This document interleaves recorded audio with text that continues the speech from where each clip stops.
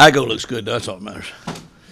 You've been out to Provo before. I have, yeah. What was the crowd and atmosphere like? They have a good atmosphere. It'll be packed. They support their team there. They've been good for a long time. It's a national, brand product, and good student section, and Friday night games I think is kind of their deal. In the night games, they kind of live for those, and they've always played a lot of Friday night games. I don't know if that has anything to do with the school or whatever, but I know they always have a lot of Friday night games, and it's always packed. So they're really nice to you when you get there, and then they get really rowdy as the game gets going on because they want to win. So it's a good atmosphere for football.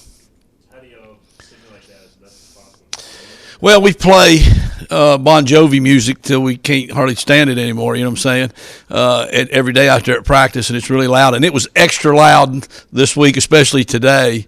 It was bumping pretty good out there. So, that's probably the biggest thing is you just kind of practice in that. We're a hand signal, you've got all those type things anyhow, and we're basically a silent count anyhow with our cadence. So I don't think it'll bother us very much. Yeah. Talked about the elevation this week.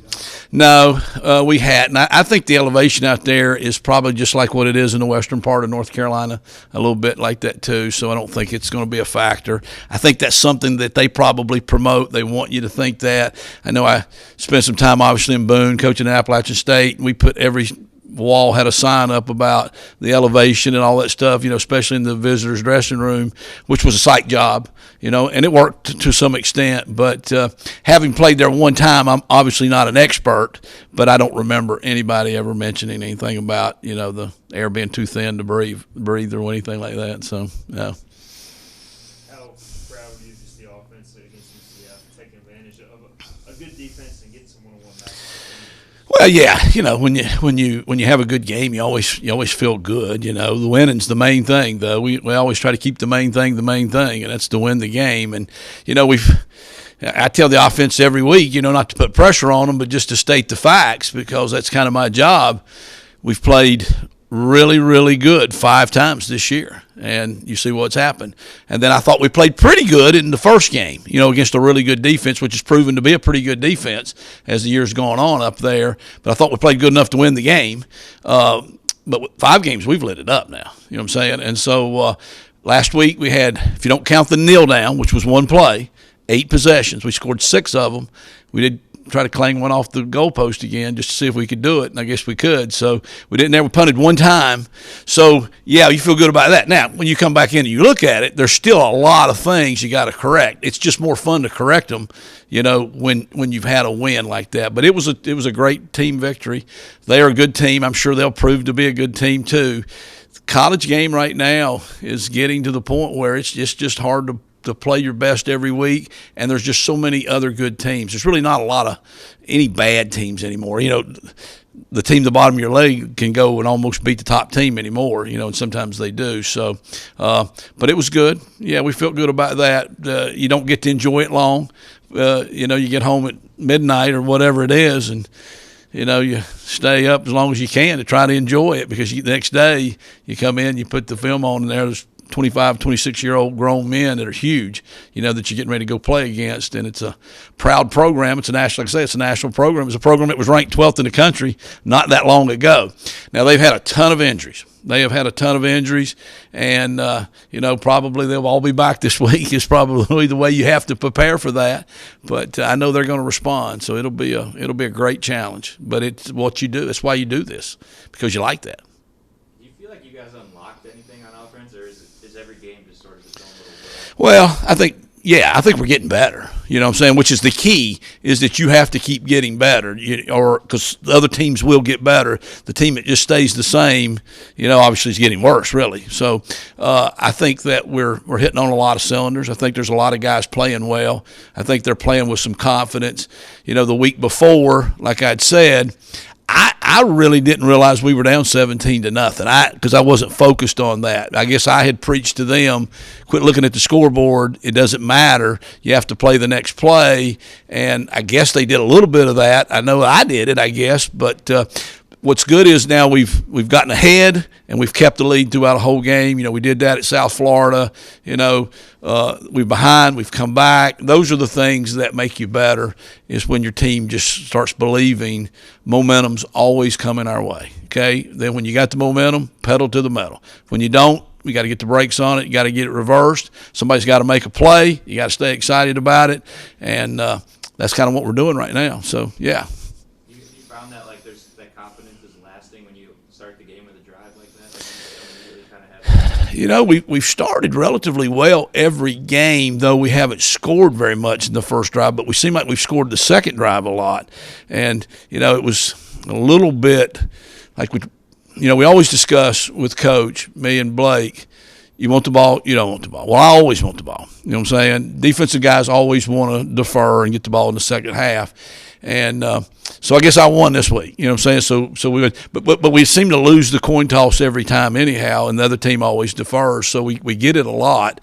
And we did drive it down there, and I'm just disappointed that we didn't put it in the end zone and score. Like I say there, we kicked the field goal, we missed the field goal. But I'm disappointed that we had to settle for the field goal because we were playing pretty well right from the get-go. When you saw a lot of man this week, did anything that happened in that South Florida game a few weeks ago give you extra confidence in your guys to prove, hey, man on man, I got the best guys in the country? Well, we have that. They have that. We believe that. It was good to see. They did blitz us quite a bit. We were prepared for that, though they don't always do that. They do a great job, as I'd said last week. I thought the toughest thing about Central Florida was how he mixes it, and there's no pattern. There's no rhyme or reason. I don't care what analytics, every way we studied it. I said he's got to have a hat. He's got to just shake it up, be sticking it in. All right, call that call right there, because he's just mixing it so well. They have the personnel to do that because they're good at zone. They're good at man too. But they play different kinds of man, and they show man and then they back out of it. The way we didn't score on the first drive, we had the guy open. He just couldn't hold the ball long enough. They had a zone blitz going, and Holton's amazing. He had them to a T. He knew every coverage, every defense they were in. He moved the back over just to confirm if the guy was going to play him in man coverage. And so when the back went over, the guy went. He brought the guy back, confirmed, okay, you're playing this guy man. But what they do is he had to block inside because they brought some more guys, and the guy added on, and the guy did a great job. And it was just a matter of a moment. If he could have held it, Jalen almost had it. He just couldn't quite make the throw. That was a really good job by them. That's a good scheme that I got you man, you block, I rush. And he was fast enough to run. Normally you'd think if it'd take you that long, the ball would be gone. But the dude was pretty fast. He got there and hit him right before he made the throw. So they mixed it. But, yeah, when I'm sitting there and you call a play, Coach will often say, do you like it? And sometimes he says that before we even line up. I'm like, well, we got to wait and see. A lot when they line up in man, usually I go, yeah, I love it. I love it. Sounds like BYU's head coach before last game took over defense. Yeah. Does that change things for you as far as coaching, how they we read all those things too. We find BYU Stephen Igo, whatever his name is out there. That's what we call him, BYU Stephen Igo or whoever. No, I really kind of mean that a little bit, but and read all the things, and then I know he had a thing out, and I don't ever get on the other stuff, so somebody showed me, like, okay, here he was talking. But I got to figure, because we research them. You research the coordinator, you research the head coach. The head coach is a defensive guy. So you got to figure the guy wasn't running the defense that the head coach didn't know or didn't like, and for him to be able to go right back in and take it over in 1 week, obviously he's been very involved in that defense. So I don't think they'll change much. I know he had a comment that we're going to simplify it. Now, they run a lot of schemes. We've had some other teams that we said did that as well. They run a lot of different defense. They play a lot of different guys. Even before they were all injured, their depth chart, you get the two deep everybody wants, they got 15 positions listed. I've never seen a defense list 15 different. I know offenses sometimes might list, 12 or 13 because you got 3 wide sets, you got 4 wide sets, you got maybe 2 backs. That's kind of the way the game is going now. But defensively, maybe they'd list 12 like a nickel back or something as a start. They have 15 different positions. So like I say, they've got about 3 or 4 different schemes.